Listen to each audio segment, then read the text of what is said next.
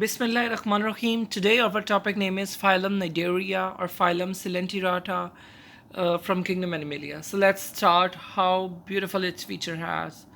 Why the name Nidaria? Nidaria is the name because इसके पास जो tentacles है, tentacles के ऊपर जो सेल्स है उनका नाम क्या है? नीडोसाइट सेल्स, इसीलिए नाइडेरिया इसका नाम है। ठीक हो गया। अब ये नहीं, नीडोसाइट सेल्स में खास क्या होता है? इनमें ख़ास ये होता है कि इनके अंदर एक पैकेट सा होता है और उस पैकेट के अंदर क्या है, एक थ्रेड लाइक स्ट्रक्चर होता है। उस थ्रेड लाइक स्ट्रक्चर के ऊपर जहर होता है और वो स्टिंग होता है। ठीक हो गया। और वो स्टिंग जो है वो उनके प्रे को पकड़ने के काम आता है, क्योंकि ये छोटे इन्वर्टिब्रेट्स को खाते हैं। और वो जो स्टिंग वाला स्ट्रक्चर है, जो सैक लाइक स्ट्रक्चर बना हुआ है, उसको क्या बोलते हैं? नेमेटोसिस्ट। नेमेटोसिस्ट जो है वो स्टिंगिंग सेल्स हैं और वो करेक्टरिस्टिक है इस ग्रुप के और किसी ग्रुप में नहीं पाए जाते, इसीलिए इसको हम लोग निडेरिया या नेमेटोसिस्ट जो है वो नीडोसाइट सेल्स की वजह से कहते हैं। ओके, फीचर्स, इसके खास फीचर्स क्या हैं? डिप्लोब्लास्टिक लेयर्स है। इसके पास सिर्फ दो ही स्किन लेयर्स होती हैं, एक आउटर होती है एक्टोडर्म और एक इनर वाली होती है एंडोडर्म। आउटर वाली एक्टोडर्म जो है वो नेमेटोसिस्ट वगैरह बनाती है और एंडोडर्म जो है वो डाइजेस्टिव कैविटी बनाती है, डाइजेशन के लिए यूज़ करते हैं उन सेल्स को। अच्छा, और जो बाकी के जो एक्टोडर्म और एंडोडर्म के दरमियान में जो लेयर है वो मिजोग्लिया वाली लेयर होती है, यानी कि उसके अंदर भी क्या है? मीजनकाइमा सेल्स होते हैं।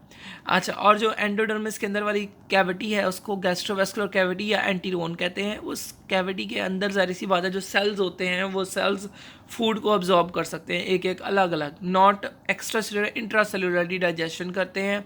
और इनकी जो बॉडी है वो सैक लाइक डाइजेस्टिव कैविटी की वजह से ही स्पेशल है। इसका मतलब ये है कि जैसे एक थैले में आपने खाना डाला और उस थैले से बाहर निकाल दिया, इसी तरह जेली फिशेस खाना खाती हैं एक ही ओपनिंग से और उसी ओपनिंग से क्या है, खाना बाहर आ जाता है जब वो डाइजेस्ट हो जाता है। सिमेट्री क्या है इनकी बॉडी की? सिमेट्री जैसा कि पीछे आपको बैकग्राउंड पे तस्वीर नजर आ रही है, coelenterates of the body organs are arrange in the radial symmetry. तो इसकी रेडियल सिमेट्री होती है। The organs are so arrange around the central axis that any cut give the mirror image. तो आप कहीं से भी कट करें तो आपको मिरर इमेज मिल सकता है। जैसे आपने देखा कि गमला हो गया, या ये जो साथ ने बनाया है वो सी एनी मून की तस्वीर है जो कि फाइलम निडेरिया से बिलोंग करता है। Radial symmetry parts radiate from the central axis, so any slice through the central axis divided into the mirror images। Habitat में कहाँ पाए जाते हैं? ये एक्वेटिक होते हैं, मरीन वाटर में भी और फ्रेश वाटर दोनों में पाए जाते हैं। साइज़ एंड स्ट्रक्चर की बात करते हैं। साइज़ इसका जो है वो माइक्रोस्कोपिक हाइड्रा के जितना भी है, जैसे आपको तस्वीर में नज़र आ रहा है ये पोलिप्स जो बना हुआ है, हाइड्रा इसी तरह का दिखता है। ठीक है, हाइड्रा जो है वो माइक्रोस्कोपिक है, जबकि जो ब्रैंकियोकोरैंथस है ना वो मैक्रोस्कोपिक है और वो हाइड्रोजोन्स यानी कि वो बेलिया वगैरह से बिलोंग करता है और उसका पोलिप जो है वो इतना बड़ा होता है ब्रैंकियोक्रैंथस का कि वो क्या है 2 मीटर लेंथ में भी चला जाता है। निडेरिया जो है वो दो बॉडी फॉर्म में पाई जाती है, या तो पॉलिप फॉर्म में या मेडूसा फॉर्म में। अब जो पॉलिप फॉर्म है वो भी आपको तस्वीर में नज़र आ रही है और उसके साथ वाली जो है वो क्या है? मेडूसा फॉर्म है। पोलिप और मेडूसा में क्या फ़र्क है? पोलिप को आप डिफ़ाइन ऐसे करते हैं कि ये सिलेंड्रिकल एनिमल है जिसका मेन फंक्शन न्यूट्रिशन से होता है और उसको हम गैस्ट्रोजूट भी कहते हैं, यानी कि इस टाइम पे बॉडी ज़्यादातर डाइजेशन और फूड न्यूट्रिशन और ग्रोथ के ऊपर ज़्यादा मेंटेनेंस ये पे गौर करती है। जबकि मेडूसा फॉर्म जो है ये क्या है? एम्ब्रेला लाइक शक्ल होती है और ये फ्री स्विमिंग स्टेज होती है और इनका मेजर फंक्शन रिप्रोडक्शन होता है।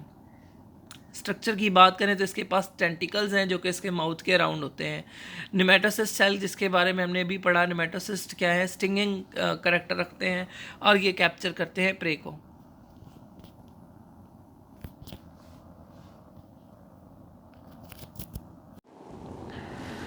मोर ओवर जो हमारे पास सेल्स हैं इसके अंदर फूड जो है वो स्मॉल इंटेस्टाइन के ज़रिए डाइजेस्ट होता है।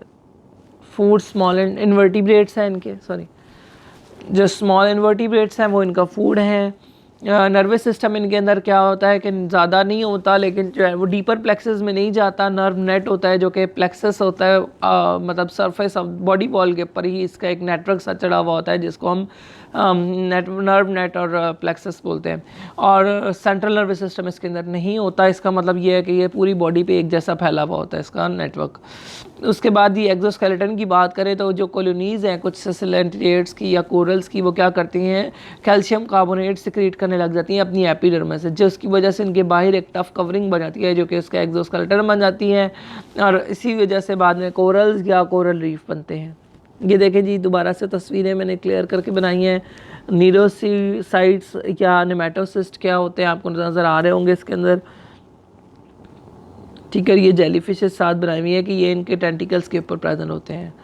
हाँ जी, उसके बाद एग्जांपल्स में देखें तो काफ़ी सारे सिसाइल हैं। सिसाइल का मतलब होता है जो एक जगह से अटैच रहते हैं। जैसे हाइड्रा की बात करें तो ये ऊपर पहली तस्वीर हाइड्रा की है। उसके बाद उबीलिया है। उबीलिया के अंदर वैसे दोनों तरह की पाई जाती है, यानी कि पोलिप फॉर्म, मेड्यूसा फॉर्म दोनों बनाता है। सी एनीमून जो है वो भी आप देखते हैं ज़्यादातर पोलिप फॉर्म में है। कोरल्स की तस्वीर यहाँ पे उन्होंने ये जो ग्रीन ग्रीन से बनाए हुए हैं ये सारे कोरल्स हैं। और सोलेटरी, हाइड्रा, जेलीफिशेस, सी एनीमून ये सारे अकेले अकेले रहते हैं, जबकि फाइजेलिया और वेलेलिया ये जो है ये क्या वेलेला ये रहते हैं जी कॉलोनियल फॉर्म में, यानी कि इकट्ठे रहते हैं काफ़ी सारे। हाँ जी, ए सेक्शुअल रिप्रोडक्शन बाय बडिंग होती है, एक आउटग्रोथ सी बनती है इनकी बॉडी पे और वो फिर क्या है सेपरेट होकर न्यू ऑर्गेनिज्म बना सकती है। तो ये क्या है हमारे पास ए सेक्शुअल रिप्रोडक्शन भी होती है। नीचे जो तस्वीर दी गई है उसके अंदर नीचे आधी जो है वो ए सेक्शुअल की तस्वीर है और ऊपर जो है वो सेक्शुअल भी है। तो हम जो डायग्राम है इसको फर्दर एक्सप्लेन करते हैं सेक्शुअल रिप्रोडक्शन में। हाँ जी, the bird from on the polyp body is called the zooid और blastostyle which give rise to the medusa. Medusa is the stage which produce gametes which unite to form zygote and form the new obelia colony. अच्छा, ये तस्वीर को ज़रा गौर से देखें तो ये पोलिप फॉर्म है। पोलिप फॉर्म ने खुद को क्या किया, बडिंग करना शुरू कर दी, इतनी ज़्यादा बडिंग की कि उसके अंदर से जेलीफिशेस की तरह के स्ट्रक्चर निकलना शुरू हो गए। ठीक है, जिस टाइम पे वो पोलिप थी उसका नाम गैस्ट्रोजूइड था और उसने क्या बनाने लग गया, वो जूइड बनाना, गोनोजूइड बनाना शुरू कर दिया। यानी कि उसने जो बनाना शुरू की वो जेलीफिशेस थी। जेलीफिशेस जब अडल्ट हो गई तो उन्होंने मेल और फीमेल दो तरह की जेलीफिशेस में से गैमीट्स निकाले। जब गैमीट्स निकाले तो वो जब मिले आपस में तो जाइगोट बना और जाइगोट से एम्ब्रियो बन के न्यू पोलिप बन गया। तो देखें इसके अंदर क्या है, कुछ बॉडी फॉर्म जो है वो पोलिप फॉर्म में गुजरी और कुछ जो है वो मेड्यूसा फॉर्म में गुजरी। अल्टरनेशन ऑफ जनरेशन की बात करें तो सिलेंट्रिएट्स में सेक्शुअल और गैमीट प्रोड्यूसिंग जनरेशन मेड्यूसा जो है वो क्या करती है, अल्टरनेट करती है with the A sexually producing body polyp से, और ये एक ही जनरेशन के दौरान हो सकता है। इसके अंदर पॉलीमॉर्फिज्म इसको हम ज़्यादा प्रेफर करेंगे as compared to saying it alternation of generation, क्योंकि ऐसा होता है कि आधी बॉडी जो है वो पोलिप फॉर्म में प्रेजेंट होती है और मे बी वो मेड्यूसा फॉर्म में भी at the same time present हो। तो एक ही जनरेशन के दौरान पोलिप और मेड्यूसा दोनों फॉर्म प्रेजेंट हो सकती है। The occurrence of structurally and functionally two different form in one generation is called polymorphism. For example Obelia का फीडिंग स्टेज यानी कि गैस्ट्रोजूइड भी प्रेजेंट होता है जो कि सेक्शुअली रिप्रोड्यूस कर रहा होता है, जबकि गोनोजोइड भी मौजूद होता है जिसको ब्लास्टोसाइल्स या फ्री लिविंग स्टेज भी कहते हैं, और वो सेक्शुअली रिप्रोड्यूसिंग मेड्यूसा फॉर्म है। कॉमन एग्जांपल्स हाइड्रा, इसके अंदर सिर्फ पॉलिप होता है। ओबिलिया ये मरीन में कॉलोनियाँ बनाते हैं और एक दूसरे के साथ क्या है अल्टरनेटिंग फॉर्म इसके पास दोनों होती हैं, पोलिप भी और मेड्यूसा भी। और एलिया में सिर्फ मेड्यूसा डोमिनेंट है। एक्टिनिया में क्या है, पोलिप डोमिनेंट है। और मैड्रीपोरा में कैल्शियम कार्बोनेट होता है, यानी कि वो कोरल बनाने में काम आता है। चले जी कोरल रीफ्स के बारे में पढ़ते हैं। कोरल रीफ्स क्या है, कोरल जो है वो कैसे बनते हैं। कोरल बनते हैं सिक्रीशंस की वजह से सिलेंटिरेट्स की। सिलेंटिरेट्स की बॉडी में से सिक्रीशन होती रहती है कैल्शियम कार्बोनेट की, और वो क्या बन जाती हैं, स्टोनी कप बन जाते हैं उनके पोलिप के इर्द गिर्द। वो जो स्टोनी कप्स हैं उनमें से क्या है, सिर्फ जो टेंटिकल्स हैं वो बाहर निकलते हैं और वो फीडिंग पर्पस के लिए निकलते हैं, अदरवाइज़ वो क्या है विड्रॉ हो जाते हैं, अंदर ही रहते हैं। ठीक हो गया। और ये जो है ना कॉलोनियल के अंदर ज़्यादातर ये प्रॉपर्टी होती है कि वो कोरल रीफ्स बनाते हैं ताकि वो अपने ऊपर स्टोनी कोरल्स बना के रखें। ठीक है, और जो स्टोनी ज़ाहिर कोरल्स होते हैं वो पोलिप के ऊपर होंगे, अगर पोलिप अंदर ज़िंदा है तो भी ऊपर होंगे, अगर अंदर से पोलिप मर जाता है ठीक है तो वो भी क्या है ऊपर जो उसका जो शेल है वो रह जाएगा, यानी कि जो उसकी कवरिंग है स्टोनी कवरिंग है वो फिर भी रह जाएगी।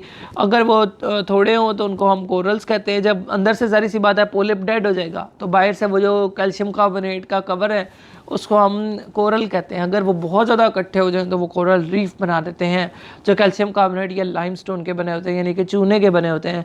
ये Florida West Indies, east coast of Africa, Australia, island of coral seas, इन सारी जगहों पे पाए जाते हैं। हाँ जी, कुछ कॉमन एग्जांपल्स हैं, जैसे कि आप देख सकते हैं ओबिलिया की तस्वीर मैंने यहाँ पर दी है। ओबिलिया का लाइफ साइकिल पूरा दिखाया है इन्होंने कि ओबिलिया पोले फॉर्म में होता है, फिर अपने आप को क्या करता है, बर्ड ऑफ करके मेड्यूसा बनाता है, मेड्यूसा फिर जब गैमीट्स को यूनाइट करते हैं तो फिर दोबारा से पोले बन जाता है। हाँ जी, ये सी एनीमून की तस्वीर है। हाँ जी, ये ऑरेलिया की है, यानी कि ये वो है जो कि इसको ना, इसका दूसरा नाम, कॉमन नेम बेटा मून जेलीफिश भी है। अच्छा, उसके बाद ये मैड्रीपोरा है। मैड्रीपोरा देखें कितने खूबसूरत होते हैं। अच्छा, ये जो तस्वीर है ये माइक्रोस्कोपिक जो है वो डायग्राम है उनके, एक अदद टेंटिकल की है। टेंटिकल को माइक्रोस्कोप के नीचे आप देखेंगे तो उसके ऊपर ऐसे कांटेदार स्ट्रक्चर्स नजर आएंगे। वो जो कांटे लाइक स्ट्रक्चर्स हैं वो नीडोसाइट सेल हैं जो कि डिस्चार्ज करते हैं अपने अंदर से नीडोसिस को और प्रे को जो है वो पकड़ते हैं। उसके बाद ये फिजेलिया है। फिजेलिया मेरे लिए बहुत ज़्यादा स्पेशल है क्योंकि ये मुझे ऑलरेडी मेरे चाइल्डहुड में अपने स्टिंग का शिकार बना चुका है। सो मैं फिजेलिया को कभी नहीं भूलता। कराची के जो कोस्टल रीजन्स हैं, सी व्यू है, वहाँ पर ये प्रेजेंट थे और इन्होंने मेरे पर अटैक किया। खैर, अटैक मैं खुद पानी में था तो मेरे पाँव पे जो है वो इन्होंने अटैक किया था।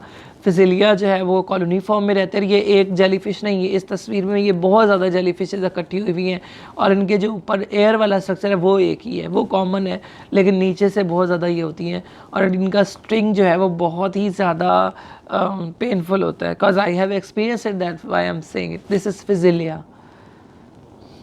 Thank you so much. अल्लाह हाफिज़।